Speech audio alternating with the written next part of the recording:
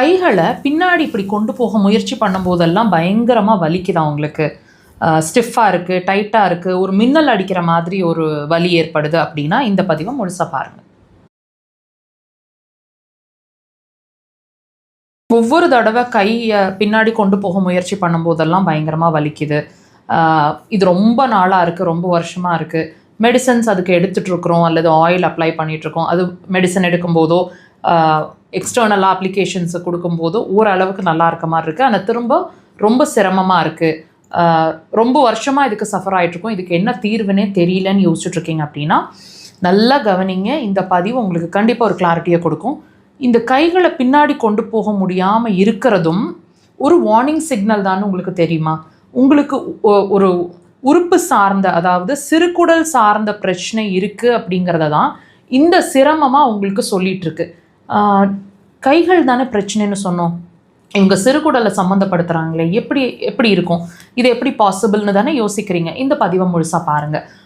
நீங்கள் நான் சொல்லக்கூடிய விஷயங்களை வாட்ச் பண்ணிங்க அப்படின்னா இதுக்கும் அதுக்கும் சம்மந்தம் இருக்குது அப்படிங்கிறத கண்டிப்பாக உங்களாலேயே உணர முடியும்.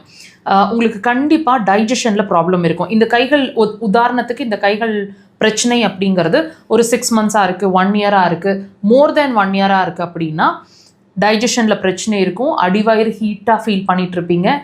கால் இடுக்குகள், அதாவது கொரன் பகுதி அப்படின்னு சொல்லக்கூடிய இடங்களில் கண்டிப்பாக ஹீட்டாக ஃபீல் பண்ணிகிட்ருப்பீங்க.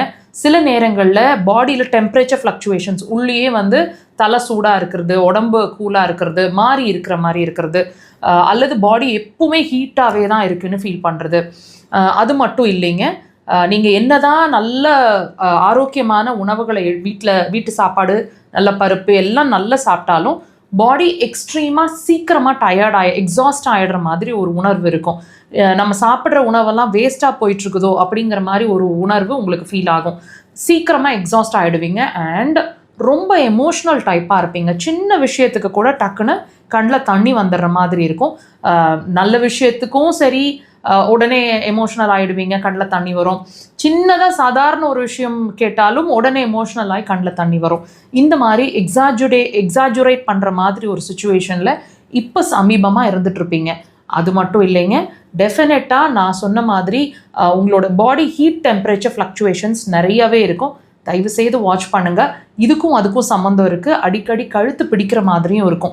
ஸோ உங்களோட ஒவ்வொரு விஷயமும் உங்கள் உடல் சொல்லிட்டு இருக்கக்கூடிய ஒவ்வொரு விஷயமும் வியாதி இல்லை, வியாதி இருக்கிறதுக்கான அறிகுறி அப்படிங்கிறத அட்லீஸ்ட் இப்போவாது அண்டர்ஸ்டாண்ட் பண்ணுங்கள். அக்குபஞ்சர் சிறந்த தீர்வாக இருக்கும்.